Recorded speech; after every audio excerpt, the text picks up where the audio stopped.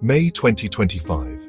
The skies above South Asia were on edge, and I found myself watching history unfold, this time from Pakistan's side of the story. It all started with a terrorist attack in Pahalgam, Kashmir, killing 26 civilians. Pakistan immediately condemned the violence and pushed for a joint investigation, hoping to avoid escalation. But the next day, India suspended the Indus Water Treaty. For Pakistan, that wasn't just a diplomatic move. It felt like a declaration of war. Airspace closed, trade stopped, lines were drawn. Then, on May 6th, India launched Operation Sindoor. They claimed they targeted terrorist sites, but from Pakistan's perspective, the missiles landed on mosques and homes. Dozens of civilians died. It was a moment of grief and outrage. Pakistan struck back with Operation Bunyan al-Marsus.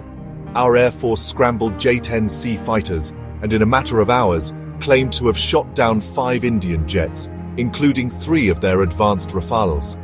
Satellite images and debris on the ground backed up those claims.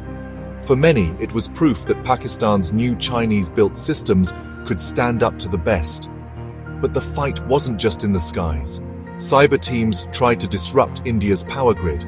Though those efforts were blocked, they showed just how modern this conflict had become. In the aftermath, Pakistan boosted its defense budget by nearly 20%. For the military and the public, it was about resilience, deterrence, and sending a message.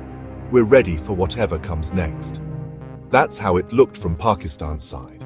A story of defense, technology, and an unbroken will to stand firm.